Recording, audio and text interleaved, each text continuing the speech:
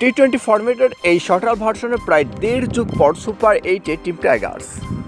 নেপালের বিপক্ষে এই জয়ে টাইগারদের বাহবা দিয়েছেন টিম ম্যানেজমেন্ট, সিলেক্টর এবং কি সব সাবেক ক্রিকেটাররা। টি-20 বিশ্বকাপে প্রায় 16 বছর আগে বাংলাদেশ সুপার 8 খেলেছে, তাও আবার সুপার 8 থেকেই নিয়েছে বিদায়। এবার সেমিফাইনাল খেলার লক্ষ্যে টিম টাইগার্স। নেপালের বিপক্ষে এই ম্যাচে বোলিংরাই ছিল সব থেকে বেশি কার্যকারী।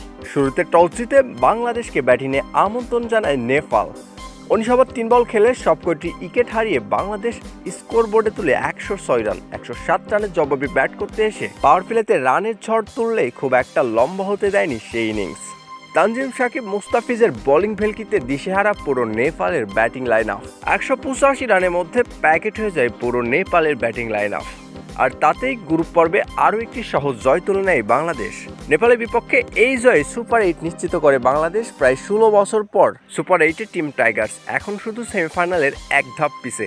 সুপার 8-এ এক ম্যাচ জিতলেই খেলবে নকআউট পর্বে সেমিফাইনাল।